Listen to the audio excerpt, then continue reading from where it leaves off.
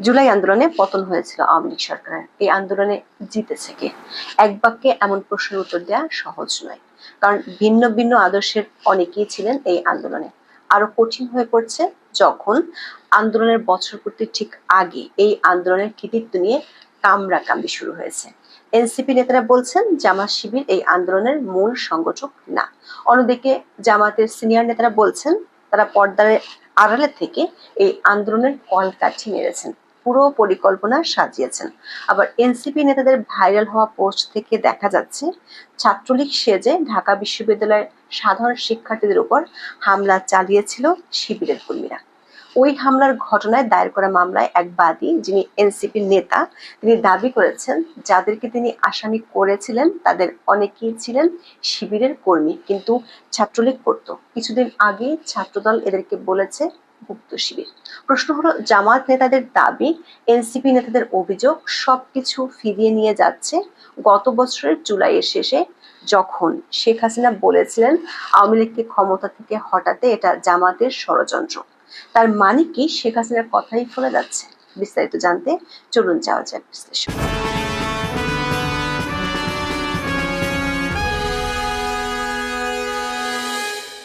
সরকার সমর্থিত Kings party এনসিপির আহ্বায়ক নাহিদ ইসলাম জুলাই আন্দোলনের নেতৃত্বের শীর্ষ সারি থেকে শিবিরকে মোটামুটি ছেঁটে ফেলতে ফেসবুকে 31 জুলাই দীর্ঘ পোস্ট দেন। লেখেন, সাদিক কায়েম বৈষম্য বিরোধী ছাত্র আন্দোলনের কোনো সমন্বয়ক ছিলেন না, কিন্তু 5ই আগস্ট থেকে এই পরিচয় সে ব্যবহার করেছে।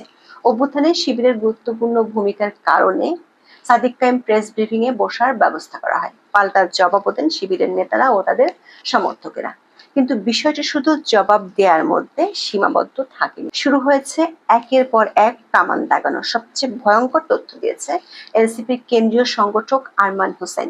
তিনি লিখেছেন, গত বছর 15ই জুলাই ঢাকা বিশ্ববিদ্যালয়ে ছাত্রলীগের হামলার ঘটনাকে কেন্দ্র করে 220 জন আসামির বিরুদ্ধে 27 অক্টোবরে শাহবাগ থানায় তিনি মামলা দায়ের করেন। আরমান হোসেন দাবি করেন, মামলা দায়েরের মাস খানেক পর শিবিরের শীর্ষস্থানীয় একজন নেতা তার সাথে দেখা করেন।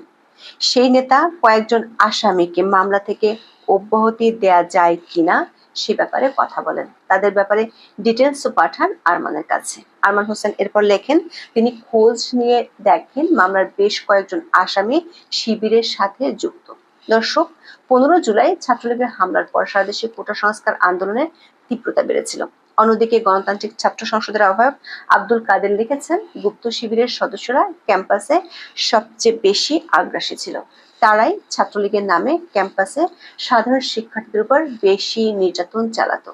জুলাই আন্দোলনের আর এক নেতা মাহিন সরকার বলেছেন, কাদেরের বক্তব্য সত্যি। এরই মধ্যে জামাতের নায়েবে আমির সৈয়দ আব্দুল্লাহ মোহাম্মদ তাহের বিবিসি বাংলাকে দেওয়া এক সাক্ষাৎকারে বলেন, তারাই অভ্যুত্থানের মূল ভূমিকা পালন করেছিলেন। নিজেদের অপ্রকাশ্যে রাখার কৌশল অবলম্বনের কথা জানিয়ে তিনি বলেছেন, তারা সচেতন ছিলেন এটা যেন জামাত শিবিরের আন্দোলন বলে প্রকাশিত না হয়। তারা চেয়েছিলেন সার্বজনীন রূপ দেওয়ার জন্য। তখন যদি প্রকাশ হতো যে ছাত্র শিবিরের মাধ্যমে জামাত এই আন্দোলনে আছে, তাহলে এতে অনেকের রিজার্ভেশন ছিল, সেজন্য তারা কৌশল নিয়েছিলেন। জনাব তাহের তার বক্তব্যের পক্ষে যুক্তি দেখিয়ে বলেছেন, এটার পেছনে যে তারা ছিলেন এটা গোয়েন্দারা জানতো, সরকার জানতো, সেজন্যই তো জামাত ইসলামীকে নিষিদ্ধ করেছিল, অন্য কোনো দলকে তো করেনি। দর্শক, আপনাদের মনে আছে সরকারি চাকরিতে কোটা সংস্কারের আন্দোলন থেকে গত বছরের মধ্য জুলাইয়ে শেখ হাসিনার এক বক্তব্যের প্রতিক্রিয়ায় যখন ঢাকা বিশ্ববিদ্যালয় থেকে তুমি কে আমি কে রাজাকার রাজাকার স্লোগান উঠেছিল, তখন অনেকের মনে সন্দেহ জেগেছিল। আন্দোলনের পক্ষ থেকে তখন এমন ব্যাখ্যা দেওয়া হয়েছিল যে এই স্লোগান ছিল ক্ষমতাসীনদের প্রতি ক্ষোভের তাৎক্ষণিক বহিঃপ্রকাশ। শেখ হাসিনা সহ আওয়ামী লীগ নেতারা কিন্তু শুরু থেকে অভিযোগ করে বলেছিলেন এই আন্দোলন বিএনপি জামাতের ষড়যন্ত্র। আন্দোলন যখন তীব্র হচ্ছিল, সহিংসতা বাড়ছিল, তখন তাদের বক্তব্য জামাত শিবিরের দিকে কেন্দ্রীভূত হয়। এক পর্যায়ে জামাতকে নিষিদ্ধ করা হয়। কারফিউ জারির পর গত বছরের 24শে জুলাই শেখ হাসিনা এডিটর্স গিল্ডের নেতাদের সঙ্গে বৈঠকে বলেছিলেন, দেশের উন্নয়ন রুখে দিতে বিএনপি জামাতের দিক থেকে এমন একটি আঘাত আসবে বলে আশঙ্কা তিনি আগে থেকে করেছিলেন। শিক্ষার্থীদের সব দাবি মেনে নেওয়ার পরও আন্দোলন সহিংসতা চলার দিকটি দেখিয়ে তিনি বলেছিলেন, কোটামুক্ত আন্দোলনকারীদের একদিন জাতির কাছে জবাবদিহি করতে হবে, কেন তারা তাদের এই ধ্বংসযজ্ঞের সুযোগ দিল। তার 4 দিন পর 28শে জুলাই শেখ হাসিনা বলেছিলেন জামাত শিবিরের সন্ত্রাসীরা প্রাথমিকভাবে লো প্রোফাইল বজায় রেখে কোটা সংস্কার আন্দোলনে অংশগ্রহণকারীদের ছদ্মবেশে প্রবেশ করেছিল, কিন্তু পরে তারা বিপজ্জনকভাবে আন্দোলনের সামনের সারিতে চলে আসে।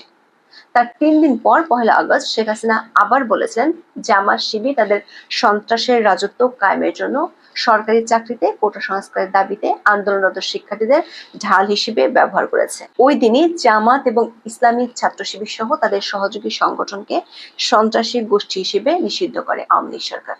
তার 4 দিন পরে ক্ষমতা ছেড়ে ভারতে চলে যান শেখ হাসিনা। এরপর মোহাম্মদ ইউনূসের নেতৃত্বে অন্তর্বর্তী সরকার গঠিত হওয়ার পরপরই জামাত শিবিরের উপর নিষেধাজ্ঞা উঠে যায়। এরপর প্রথমে ছাত্রলীগ নিষিদ্ধ করা হয়, পরে আওয়ামী লীগের কার্যক্রমে আসে নিষেধাজ্ঞা। সেই আন্দোলনের বছর না গড়াতেই এর পক্ষ শক্তিগুলোর মধ্যে নানা বিষয়ে বিভেদ দেখা যাচ্ছে। একসময় মিত্র জামাতের সঙ্গে বিএনপির সম্পর্ক সাপে নেউলে হয়ে দাঁড়িয়েছে।